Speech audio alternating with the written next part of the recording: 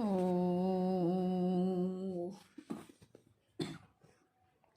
ओम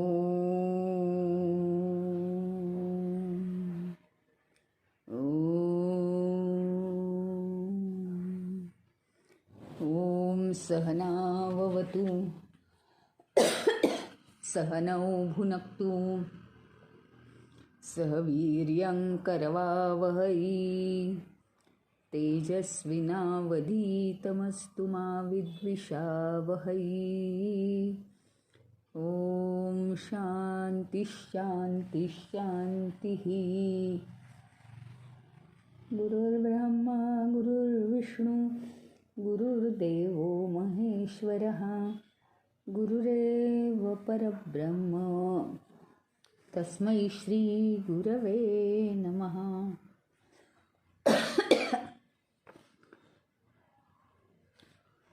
आज मंगळवार भक्तिसुधा या विषयामध्ये स्वामी तेजोमयानंदांनी स्वतः या पुस्तकाची रचना केली आणि ते सांगतायत. अतिशय सोप्या भाषेत भक्तीविषयी सांगितलेलं आहे आणि फार काही पसारा नाही, थोडक्यात. आता आपण 16व्या श्लोकावर आहोत.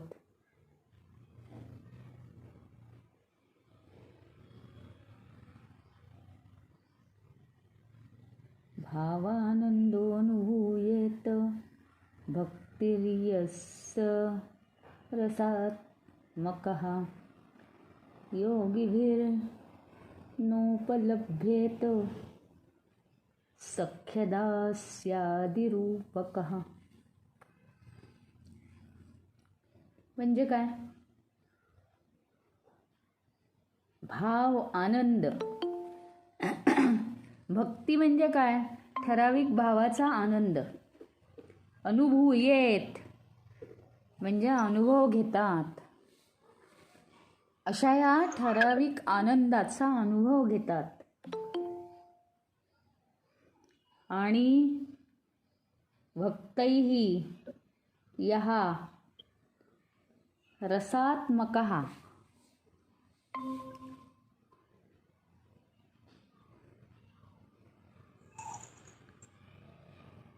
रसपूर्ण अशी भक्ती आहे.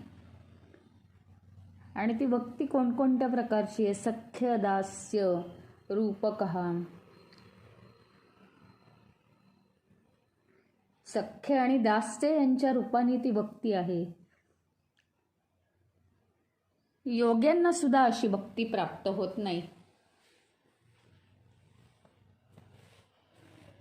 सख्य आणि दास्य भक्ती केली की परमेश्वराच्या आपण जवळ जाऊन पोहोचतो.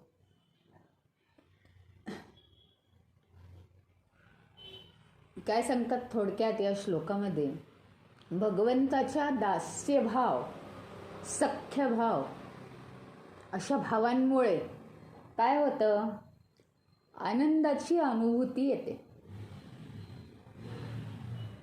कारण भगवंत आपला सखा किंवा भगवंत आपला दास किंवा आपण त्याचे दास असा भाव ठेवला की वेगळे रिझल्ट्स येतात. आनंदी आनंद होतो आपल्याला,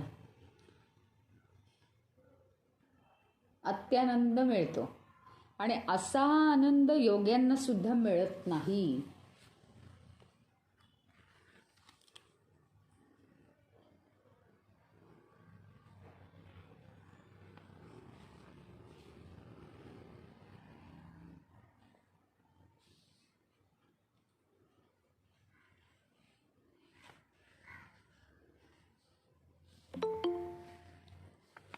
पण भक्तीमध्ये राहून जे भगवंतावर सतत प्रेम करतात आणि मग भगवंतावर प्रेम करायचं तर वेगवेगळ्या प्रकारे ही भक्ती करायची. त्याला आपला सखा समजायचं आणि सगळ्या गुजगोष्टी त्याला सांगायच्या, जे आपण कोणालाही सांगत नाही. आज माझ्या जीवनात असं झालं, तसं झालं, तुझीच कृपा, तुझीच कृपा, तुझीच कृपा. आणि असं करून नातं बळकट करायचं भगवंताशी. आपला दास्यभाव या विशेष मार्गांनी जर भक्तीचा अनुभव घेतला तर आपल्याला आनंद येऊ शकतो.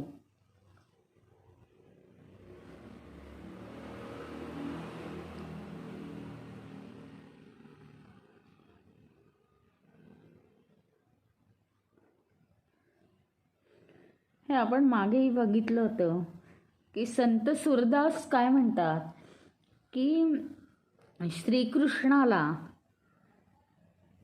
बाळा जो जो रे करताना जो आनंद होत होता तो म्हणजे यशोदेला श्रीकृष्णाला झोपवताना जो आनंद होत होता तो मोठ्या मोठ्या योग्यांना किंवा स्वर्गातल्या देवतांना सुद्धा झाला नाही कधी. हा फरक आहे.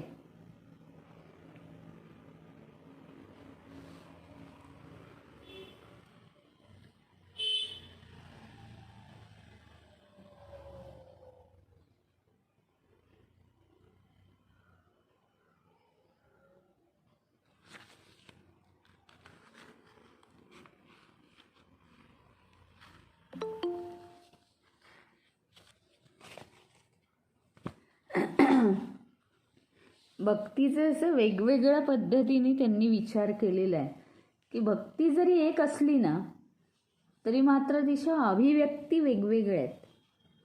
अभिव्यक्ती म्हणजे काय? भूमिका वागणं. त्याचं कारण प्रत्येक भक्ताचे आवड आणि त्याचा भाव, कमी जास्त भाव, वेगळा भाव, कधी कधी खूप आपलेपणाचा भाव असतो पण तो विचित्र असतो, तो फक्त भगवंतालाच समजतो. अशा पद्धतीने भक्ती जरी एक असली तरी तिची अभिव्यक्ती करणारी अनेक लोक आहेत ना. त्याच्यामुळे भावभेदामुळे ती वेगवेगळी वाटते भक्ती.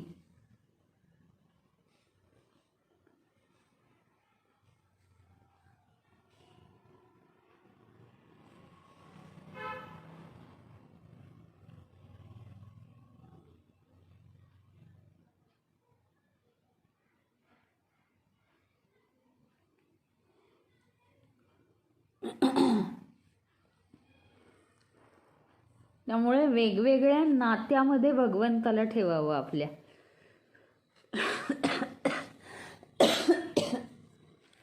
कधी समर्पण करावं, कधी तो आपला मातापिता आहे असं समजावं, कधी तो आपला सखा आहे, मित्र, दोस्त, कधी तो आपला त्याला आपण त्याचे सेवक आहोत असं समजावं आणि त्याच्या पायाशी बसून राहावं. आता काय सेवा करू.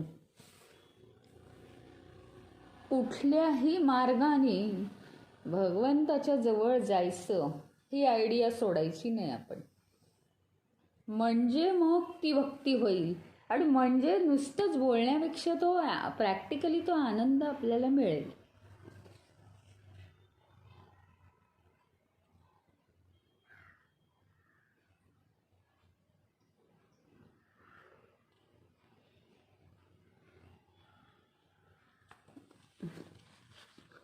काय असतं हे भक्तीमध्ये प्रेमाचं जे प्रगटीकरण आहे, भक्तीचं जे प्रकटीकरण आहे ते स्वभावानुसार, भावानुसार, प्रत्येकाचा स्वभाव, आवड ह्याच्यानुसार ते बदलत जातं. जो देवाला सखा मानतो की नाही त्याची भावना खूप वेगळी असते.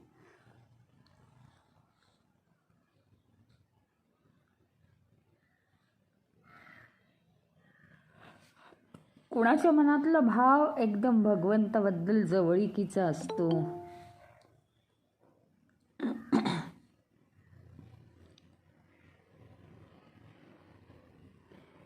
आता मोठे मोठे ऋषीमुनी काय सांगतात की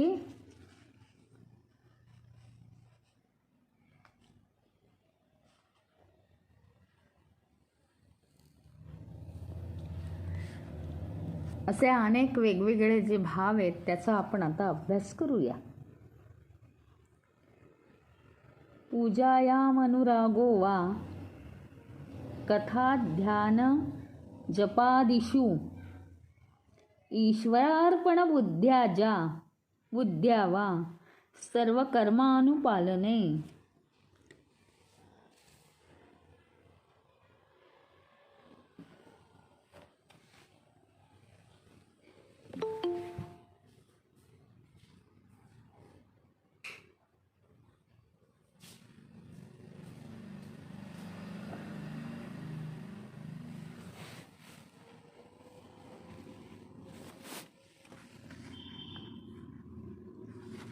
काय सांगतात हे?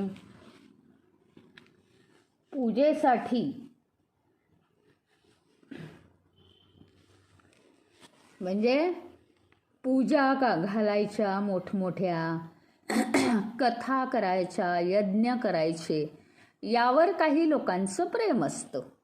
ठीक आहे, म्हणजे त्या पद्धतीने त्यांना देव आठवायचं असतं. हां,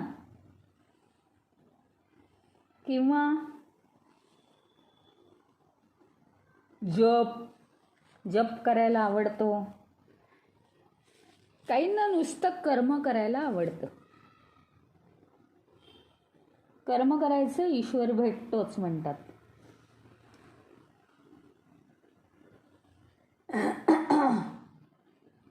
नारद भक्ती सूत्रात सुद्धा सांगितलंय की पूजा करणं म्हणजे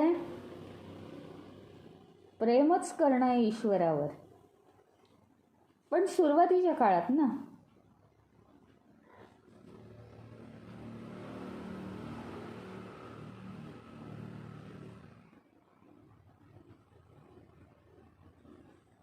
ज्याला खूप भाव आहे तो पूजेच्या मार्फत सुद्धा एक एक मूर्ती घेतो, ती सजीव असल्यासारखी तिला अंघोळ घालून अतिशय प्रेमाने तिची पूजा करतो. असं करून सुद्धा तो भगवंताची सेवा करू शकतो. त्याची वेशभूषा, त्या मूर्तीची, विविध नैवेद्य, विविध अलंकार, विविध वस्त्रालंकार,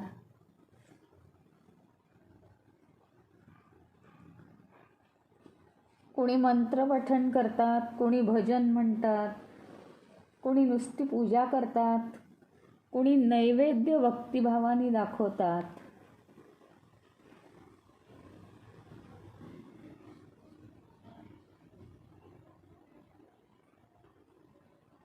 आता बघा तुम्ही, म्हणजे यात काही नाटक नाही आहे. पूजेमध्ये सुद्धा रामकृष्ण परमहंस होते की नाही, काली मातेची पूजा करायचे ते, आणि ते रमून जायचे. काली माता जणू काही आपल्या बरोबर आहेच. अधूनमधून तिच्याशी बोलायची पण, अगं काली माते, तुला अजून नरेंद्रची काळजी कशी नाही लागत?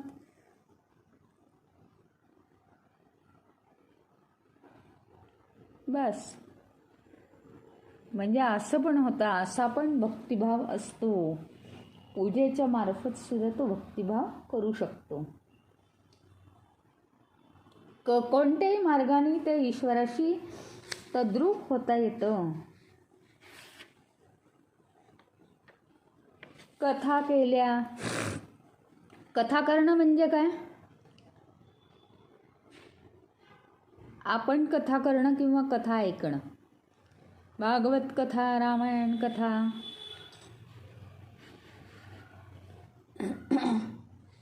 त्यामुळे भगवंताचं पूर्ण चरित्र आपल्या अंतःकरणात बसतं.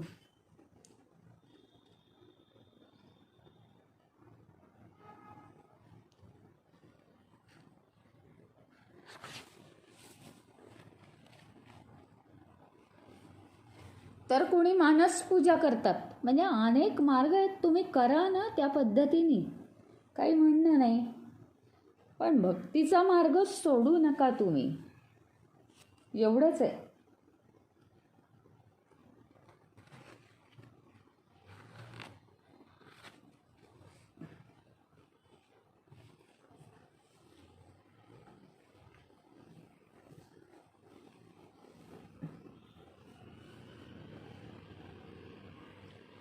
आता बघा, हे सगळं आपण जे करतो भगवंताचा आठव, त्याच्यासाठी आपल्याला काही लागतं का? काहीही लागत नाही. नुसतं बसायचं, ध्यान करायचं. काय ध्यान करायचं?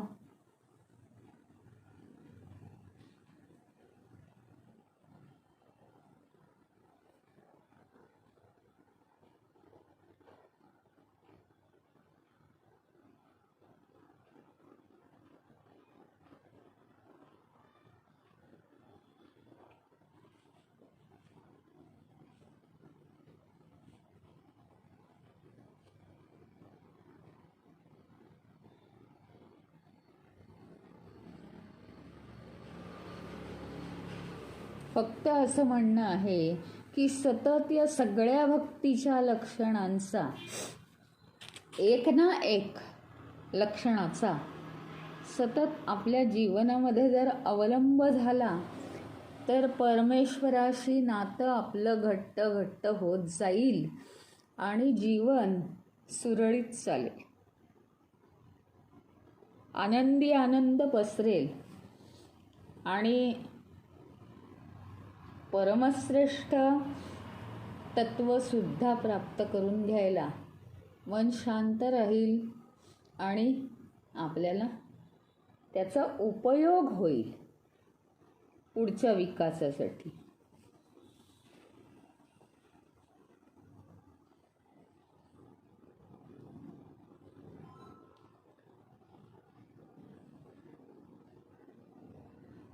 पुढे 20व्या श्लोकात म्हणतात, केचित् भजन्ति सर्वेषां दास्यभावेन सर्वदा अन्ये सांख्येन पुत्रेण कान्ताभावेन वा पुनः.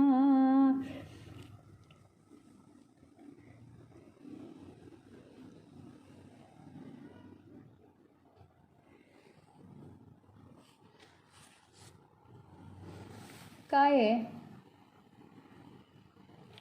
ईश्वराला काही जण दास्यभावाने भजतात ना. दास्यभाव, मी तुझं दास आहे. तर काही सख्यभावाने, पुत्रभावाने, तर काही कांताभावाने.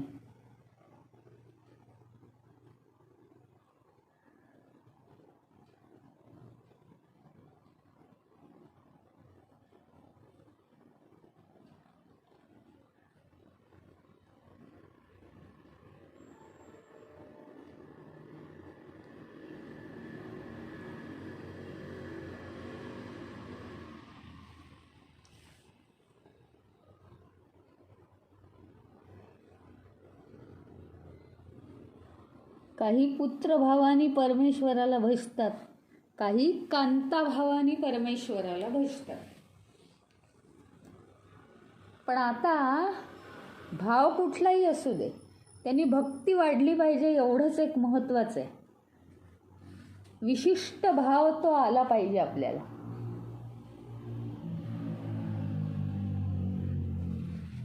रामावर सुग्रीवांनी रामाला मित्र म्हणून मदत केली आहे.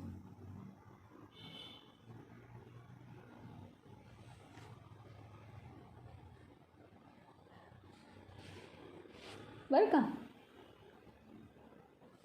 यातनं एक गोष्ट आपल्या लक्षात येईल.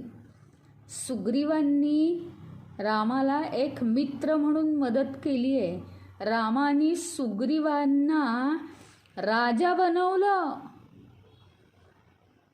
संपूर्ण वानर सेनेचा राजा बनवलं सुग्रीवाला. कारण तसं हे पद मारुतीकडे देता आलं असतं, पण मारुती भक्तीचा वेडा होता. सुग्रीवाचं एक राजा होण्याचे सगळे गुण होते. मारुतीमध्ये एक महान भक्त होण्याचे सगळे गुण होते.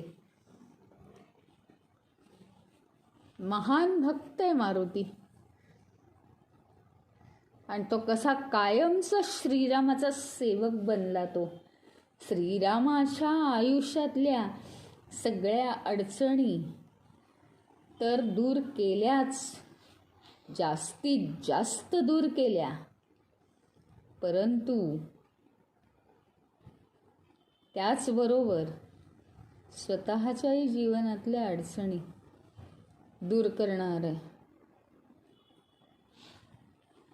हे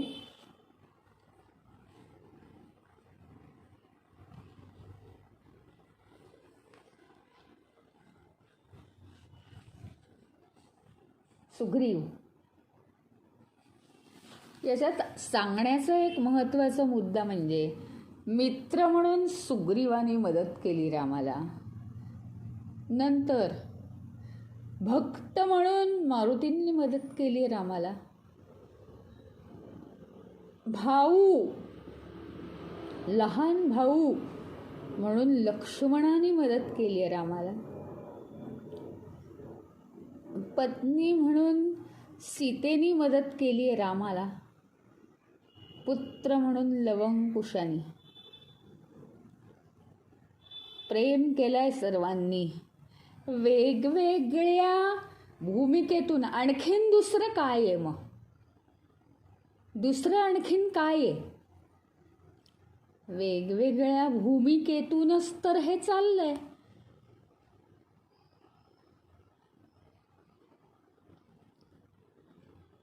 जे आपण म्हणतोय, कधी दास्य भक्ती करा, कधी सख्य भक्ती, कधी त्याला भाऊ माना, कधी त्याला वडील माना, कधी त्याला मालक बनवा, कधी त्याला सेवक बनवा.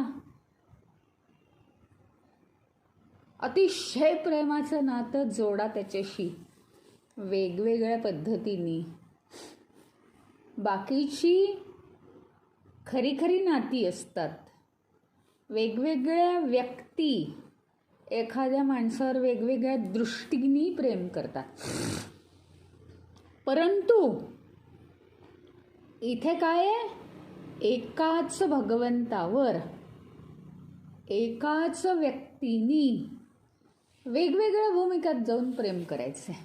म्हणजे सतत ही भक्ती जागृत राहणार आहे, हा मुद्दा इथे दिलेला आहे.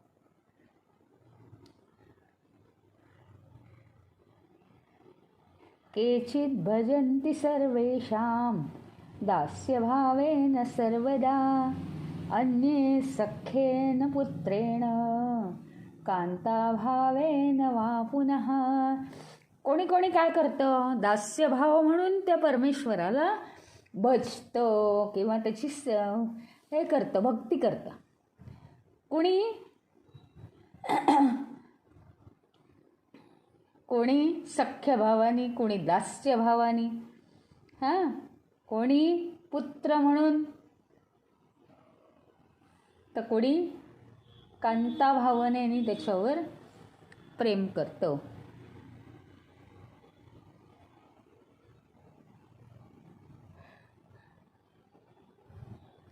म्हणजे अशा वेगवेगळ्या भूमिकेतून जर त्याच्याकडे पाहिलं, ज्याचा जसा स्वभाव असेल तसं त्यांनी बघावं. सोयी आहेत ना भरपूर. जसं आपल्या विचारांमध्ये सहज येतं की बघा ना तुम्ही, म्हणजे आपण सहसा लहान मुलं आई वडिलांशी बोलताना काहीही आडपडदा नसतो, इतकं अगदी स्वच्छ शुद्ध. तसं आपलं परमेश्वराशी झालं पाहिजे असं सांगणं आहे इथे. आणि त्याच्यासाठी आपण काय आहे, वेगवेगळी माणसं एकाच माणसावर प्रेम करतात, त्यामुळे ते त्यांच्या त्यांच्या स्वभावानुसार. पण आपण एकच जण एकाच भगवंतावर वेगवेगळ्या पद्धतीने प्रेम करणार आहोत. त्याचं कारण आपलं जे मन आहे ना, त्याला सारखं तेच तेच नको असतं. मग आता एका पद्धतीने जर भक्ती झाली तर दुसऱ्या पद्धतीने भक्ती झाली पाहिजे नंतर. कारण एका पद्धतीने जर चालू राहिलं तर ते सगळं पुसून जातं. सगळं पुसून जातं ते. काहीही शिल्लक राहत नाही त्याच्या भावना. म्हणून सारखं नाविन्य हवं असतं मानवी मनाला. म्हणून वेगवेगळ्या भूमिकेत जाऊन ईश्वरावर भक्ती करावी.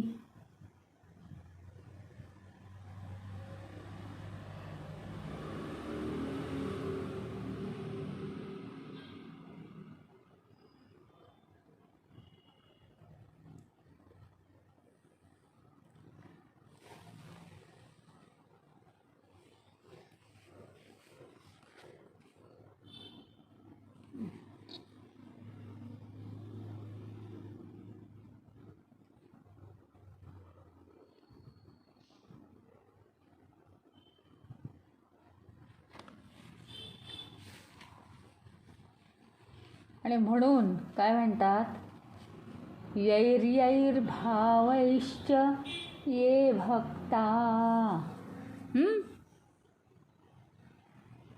जशी जशी ज्याची ज्याची भावना असेल, भजन्ति परमेश्वरम. आणि ज्या ज्या भावनेतून ते परमेश्वराला भजत असतील,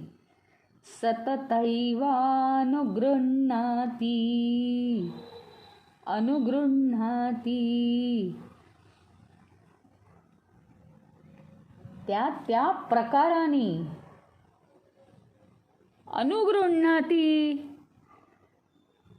अनुकृपा करतात भगवंत. ज्या ज्या पद्धतीने भक्त परमेश्वरावर प्रेम करतात, भक्ती करतात, त्या त्या पद्धतीने भगवंत सुद्धा काय करतात, कृपा करतात.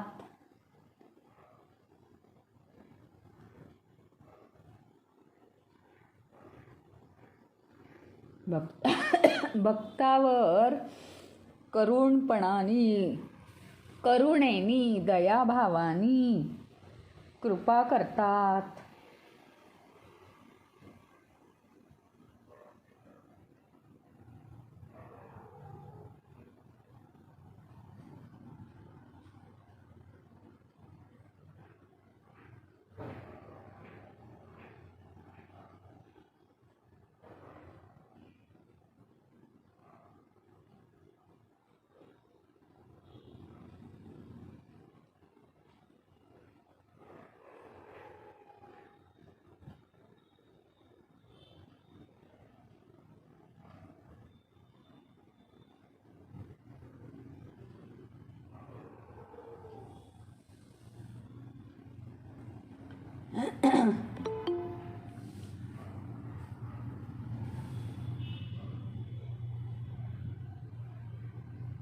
आणि ज्याच्या त्याच्या भावाप्रमाणे परमेश्वर ज्याला त्याला कृपा करून भरभरून देतात.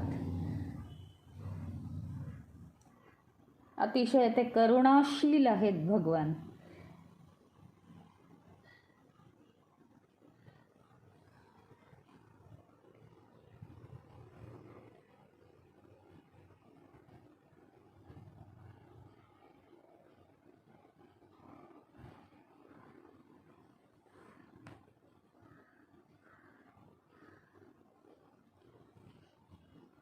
श्रवणं कीर्तनं विष्णो स्मरणं पादसेवनम् अर्चनं वंदनं दास्यं संख्यमात्मनिवेदनम्.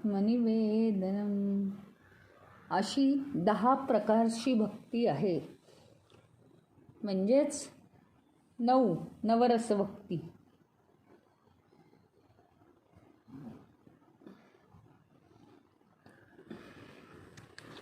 त्यापैकी आपल्या स्वभावाला जी सूट होईल ती भक्ती करावी आणि आनंदात राहायचा प्रयत्न करावा. याच्यात एक नियमही सांगितलेला पुन्हा रिपीट करते.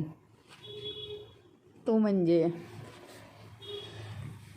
आपापल्या स्वभावाप्रमाणे भक्ती सिलेक्ट करावी. हे एक तर झालंच, पण एकच एक सिलेक्ट करून चालत नाही. काय नुसती काय पोळी पोळी पोळी, नुसतं भात भात भात असं खातो का आपण? नाही. तर आपलं मन हे काय आहे, विविधता पाहिजे असते त्याला. आणि म्हणून विविधतेसाठी सतत हा भक्तीचा जो भाव आहे तो बदलत जावा. हा एक त्यांनी महत्त्वाचा नियम इथे दिलेला आहे की तो भाव बदलला पाहिजे भक्तीचा.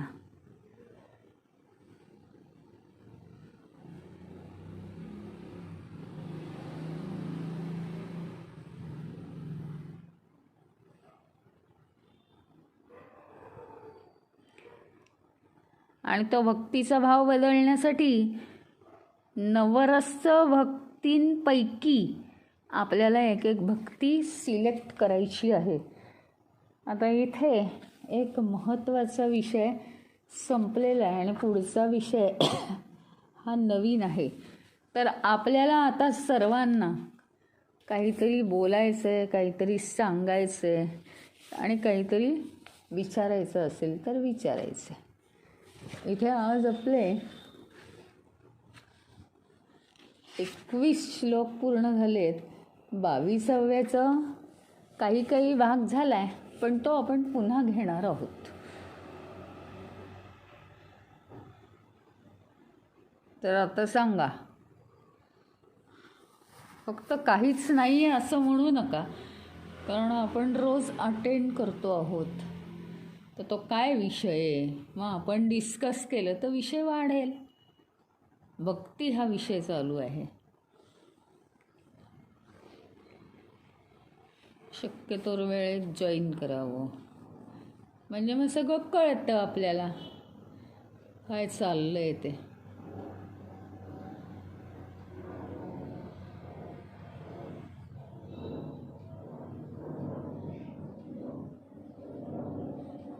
स्वतःकडून काहीतरी व्यक्त करा. काही नसतील तर प्रश्न विचारा, काही माहिती सांगा. आम्हाला माहीत नसलेल्या गोष्टी, आम्ही काही चुकीचं सांगत असू तर तेही सांगा.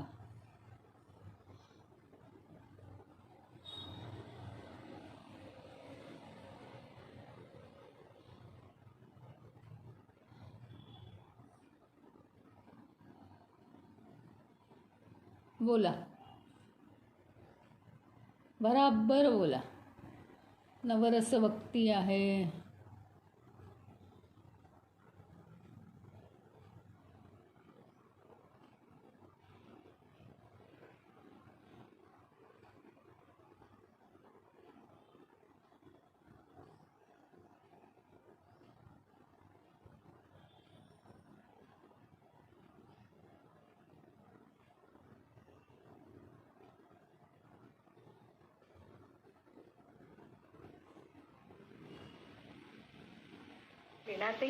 हां, जेव्हा आपण भक्ती करतो तेव्हा म्हणजे परमेश्वराशी आपण नातं जोडतो ना. म्हणजे तुम्ही सांगितलं ना की मित्रासारखं प्रेम किंवा हे, मग ते नातं निर्माण करावं लागतं ना परमेश्वराशी. हां, तेच झालं ना. मग विविध भूमिकेतून त्याच्याशी बोलायचं म्हणजे नातंच झालं. आणि आजचा विषय मुख्य म्हणजे तोच होता की एखाद्या व्यक्तीवर अनेक लोक प्रेम करतात, पण त्या प्रेमाचे भाव किती वेगळे वेगळे असतात. कोणी मित्र म्हणून, कोणी मुलगा म्हणून, कोणी वडील म्हणून, तर कोणी अजून काहीतरी म्हणून, कोणी गुरु म्हणून, कोणी शिष्य म्हणून.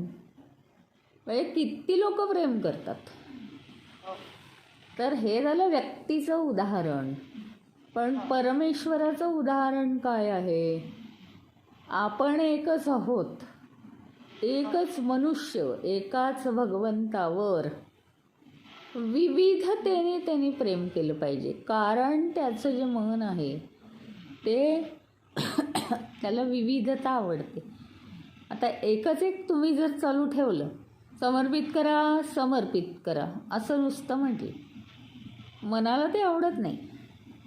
मग मन काय करतं? ते करेन असं होतं. मग भाव नाहीसे होतात मनातले. मग त्याला विविधता हवी असते, मग वेगवेगळी करायची भक्ती, नवरस भक्ती करायची.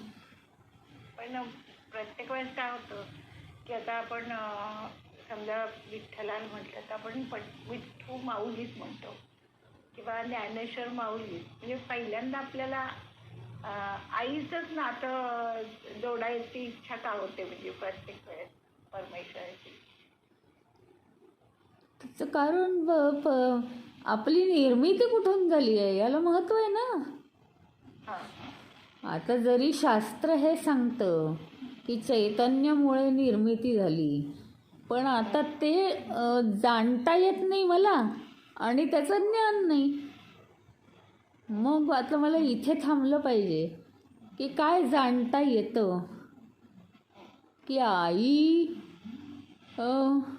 मुळे निर्मिती कळते, जिथून आम्ही निर्मित झालो आहे त्याला खूपच महत्त्व आहे, ते कळतंय आम्हाला, म्हणून तिथे जास्त प्रेम आहे. छान म्हटलं, समजलं.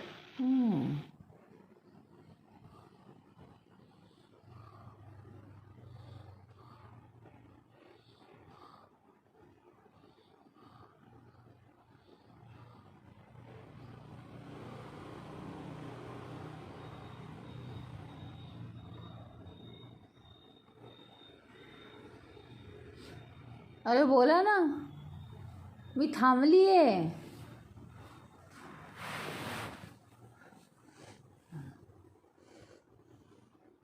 सगळ्यांचा सहभाग खूप महत्त्वाचा आहे बरं का. झालं, दिवाळीसुद्धा संपली आता.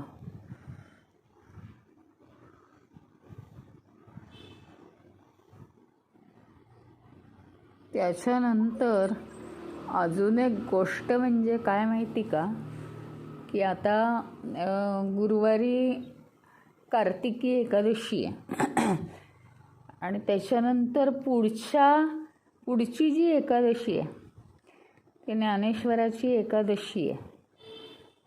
त्या दिवसांमध्ये आपण कार्यक्रम करतो ऑनलाईन. त्याच्यामध्ये तुम्हाला एक एक विषय दिला जाईल, 5-5 मिनटं बोलायला. त्याच्यामुळे बोलायची सवय ठेवा तुम्ही. आणि ग्रुपमध्ये बोललं पाहिजे, त्याच्याशिवाय आपण कसे काय जिव्हाळ्याचे संबंध तयार करणार सांगा बरं. एकदम असं कोरडं कोरडं वाटतं मग.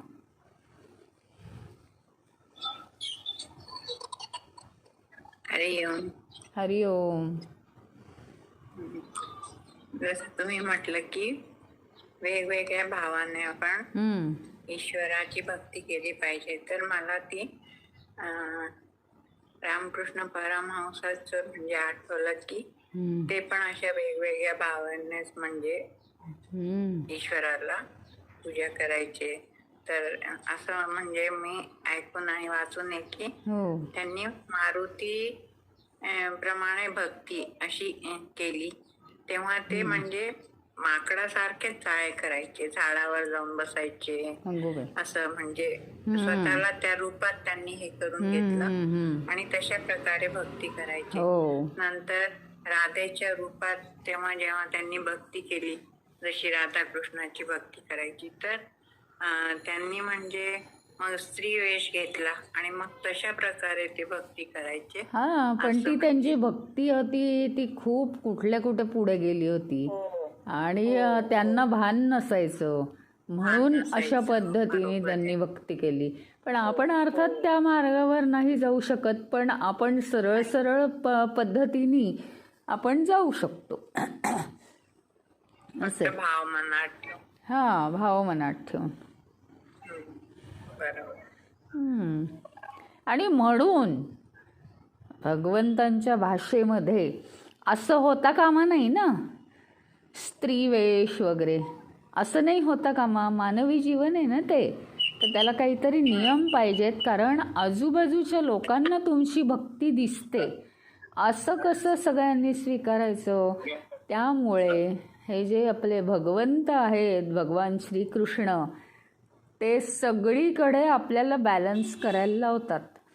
भक्ती करायची आहे ना, त्याचे सगळे प्रिन्सिपल्स लक्षात घ्या. ज्ञान हवं आहे ना, त्याची सगळी प्रिन्सिपल्स लक्षात घ्या आणि मग एखाद्या वेल एज्युकेटेड माणसासारखं सगळे नियम पाळून अतिशय विद्वान लोक हे आत्मप्राप्ती करून घेऊ शकतात. याचं सुंदर उदाहरण म्हणजे चिन्मय मिशन. IIT पहिले येणारे असे लोक तिथे स्वामीजी आहेत. सगळं या लौकिक क्षेत्रातलं कितीतरी विद्वान तिथे नंतर ते स्वामीजी झालेले आहेत. त्यामुळे त्यांना लौकिक ज्ञानसुद्धा खूप आहे आणि त्याच्यावर सगळी मिशन चाललेली आहे. बाहेरचं नॉलेजसुद्धा आहे त्यांच्याकडे, प्लस हा पण त्यांनी अभ्यास केलेला आहे. असं सगळं असतं. हे सगळं भगवंताचं सांगणं आहे. तुम्ही नियमानी शास्त्रशुद्ध पद्धतीने काही करा. वेड्यावाकड्या गवाळ्यासारखं काहीतरी करायला जाऊ नका. अध्यात्म म्हणजे हे महत्त्वाचं आहे.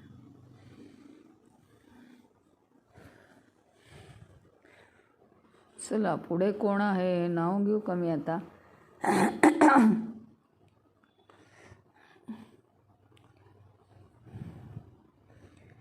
1 2 3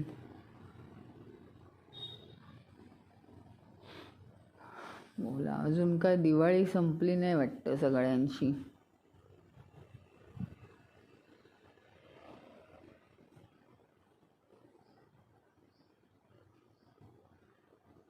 चला.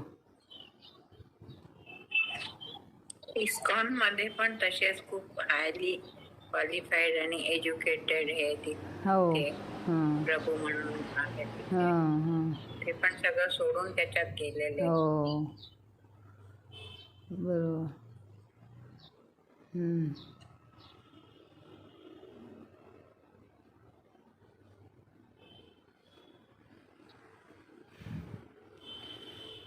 कोण बोलते? हां बोला. हां तुम्ही सांगितलं त्याप्रमाणे, पण भक्ती कोणती श्रेष्ठ कनिष्ठ असं काही ठरवता येत नाही ना. नाही. आपल्याला मनापासून वाटेल तसं भक्ती करावी. बरोबर. आणि ती भक्तीचे मार्ग आपण बदलावेत.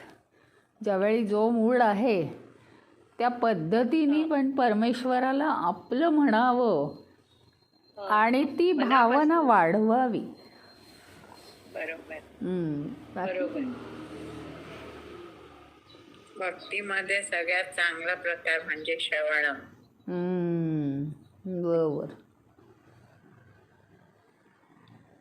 म्हणजे काय म्हणाले समजलं नाही. श्रवण.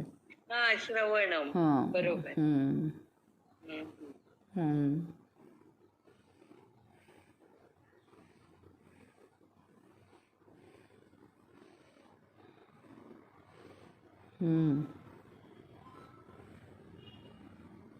चला बाकी कोणाला बोलायचं नाही आहे. आपण थोडंसं लवकर जॉईन होत जाऊ. काय होतं नंतर जॉईन झाल्यावर इकडे बोलणं तिकडे ते जॉईन करून घेणं असं होतं. गोंधळ होतो तो जरा. थोडंसं लवकर जॉईन होत जाऊया. 5 मिनटं आधी जॉईन झालं तरी चालेल. मी तर ठरवलं आहे ना 4:20ला जॉईन करायचं. 4:20 पासून मी लावून ठेवलेलं असतं. 4:25ला जरी जॉईन झालात ना तरी गोंधळ नाही उडत.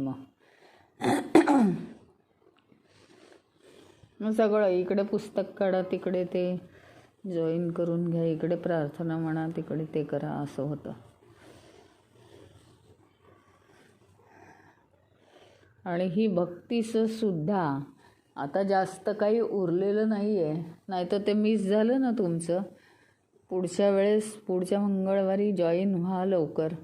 आता हे जवळजवळ 4 पुस्तकांचा आपला सेट संपला बरं का. त्याच्यामुळे तो सगळा समारोप असेल.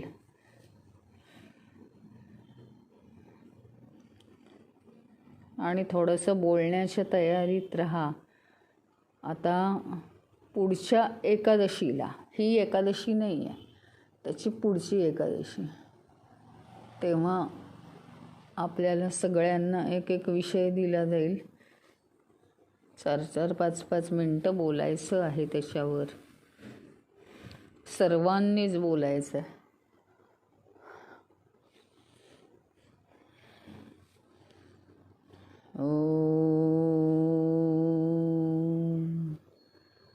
ओम पूर्णमदः पूर्णमिदं पूर्णात् पूर्णमुदच्यते पूर्णस्य पूर्णमादाय पूर्णमेवावशिष्यते. ओम शांती शांती शांती. हरि ओम. श्री गुरुभ्यो नमः. हरि ओम.